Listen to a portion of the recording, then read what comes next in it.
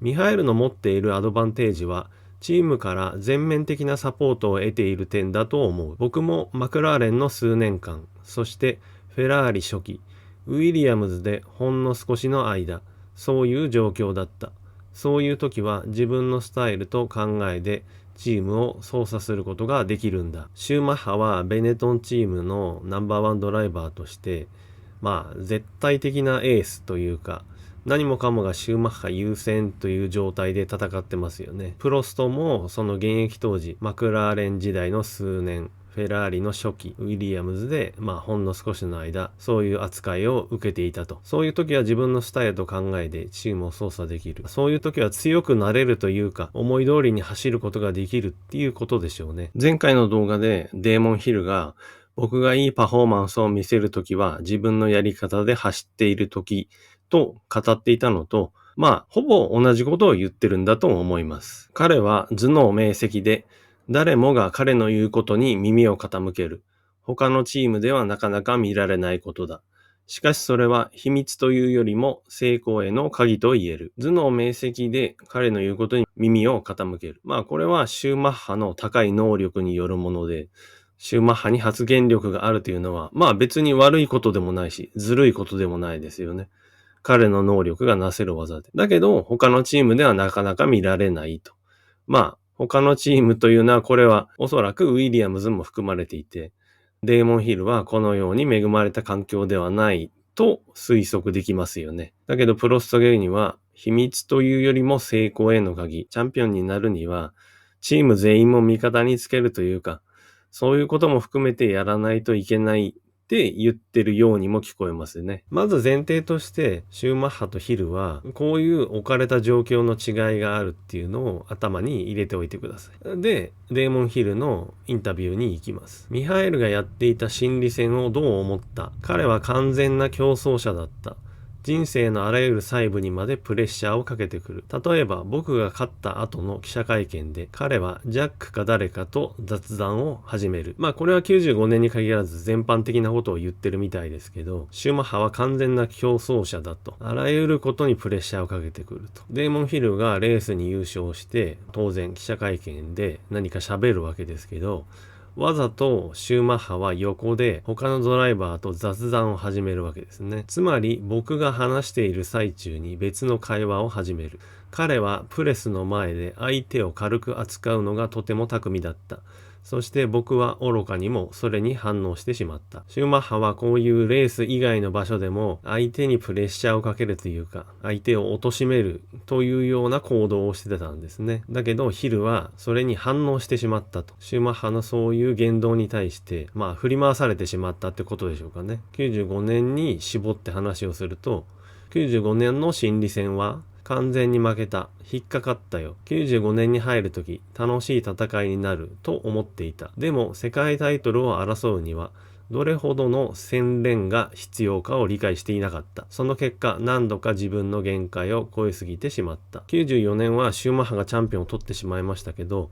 改めて95年にシューマッハに挑んでチャンピオン争いをできることを楽しみにしてたわけですね。ところが準備が足りなかったと。世界タイトルを争うには洗練が必要って言ってますね。これもデーモン・ヒールらしい綺麗な言葉ですけど、ただ単に車に乗って速いってことじゃなくて、先ほどのメディアの前での立ち振る舞いだったり、相手に対しての言動だったり、何もかもが洗練されてないといけない、何もかもが研ぎ澄まされてないといけないって言えばいいんですかね。そういうことを言ってんだと思います。そういった面が不足していたので、振り回されたり、プレッシャーをかけられ、その結果として何度か自分の限界を超えてしまったと。ドライビングに影響してミスしてしまったっていうことですね。このシューマッハが口が達したというか、駆け引きに長けてるというのは、シューマッハをかばうわけではないですけども、これは特別変なことではないですよね。例えば、ボクシングだとか、プロレスだとか、私全然詳しくないですけど、そういう格闘技のようなものでも、試合前から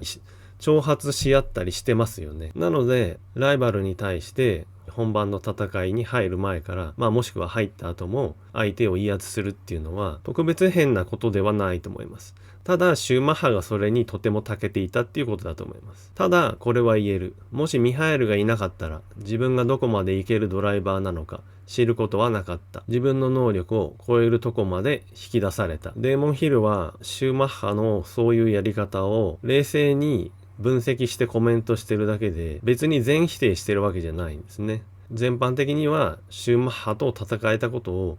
感謝してるというか、彼との戦いによって自分の才能がより開花したことはこのように常々言っていて、やっぱりその面では感謝してるんですね。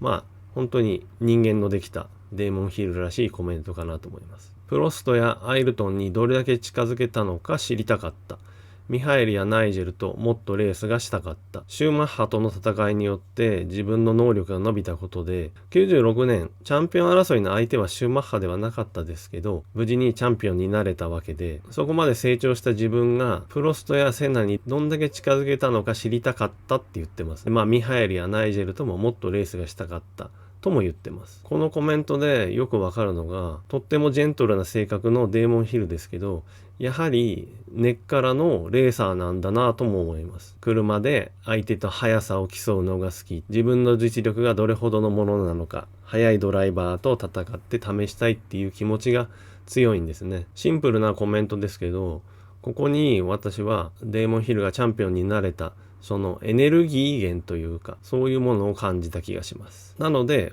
冒頭にお話ししましたデーモンヒルの判断ミスというのは、シューマッハとのそういう精神的な駆け引きの準備ができていなかったっていうことと、彼の駆け引きに変に乗っかってしまったということですね。で、次はちょっとおまけなんですけど、前回いただいたコメントでこの FW17 がなんでそんなに壊れてばっかりだったのかっていうコメントがあったので、私もちょっと調べてみたんですが、具体的にどこが悪いってあんまりコメントが探せなかったんですけど、とりあえずパトリック・ヘッドさんはね、こう言ってます。信頼性の点で言えば今年うちは例年になく悪かった。チャンピオンを争うチームにとって信頼性の欠如は命取りだ。事前に防止することができなかったか。テストの手順に誤りはないか。今年に限って言えば私の判断力も鈍っていたようだ。車の信頼性を確保できなかった。それに関してはパトリック・ヘッドさんも認めていて反省していますね。だけど具体的なことは何も言ってくれてないんで、これはちょっと AI に頼んで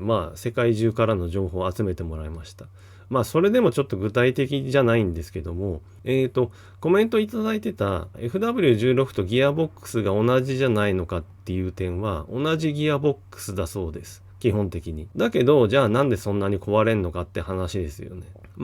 AI が出してくれた答えは、これちょっと読んでいただくとして、基本的に同じものを使ってんのになんで95年は壊れまくるのか。ここはもう私の推測になっちゃうんですけど、3000cc になってエンジンが高回転になってますから、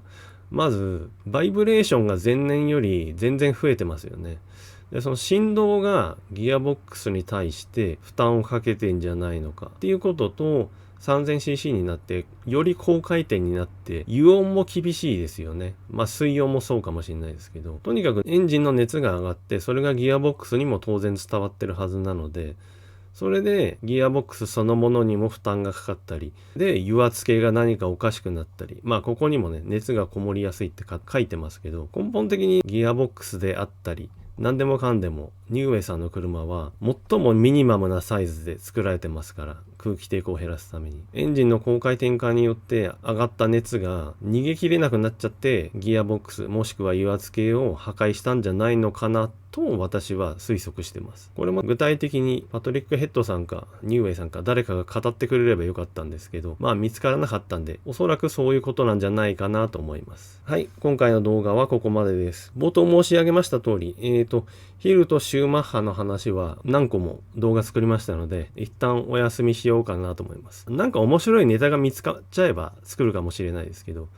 次回は全然決めてないんですが、全く違う車、全く違うドライバーの話ができればなと思っております。はい、いつも本当にコメントありがとうございます。高評価も忘れず皆さん押してくれてありがとうございます。動画によって多少の再生回数の上下はありますけど、コメントをくれる皆さんは本当にいつも通りコメントくれますし、いつも通りいいねを押してくれてますので、もちろん多くの方に見ていただければ一番いいんですけど、あまりそれに左右されず、いつも通り皆さんと楽しめる動画が作れればいいかなと相変わらず思っております。で、前にも話しましたけども、私が返したコメントじゃなくても、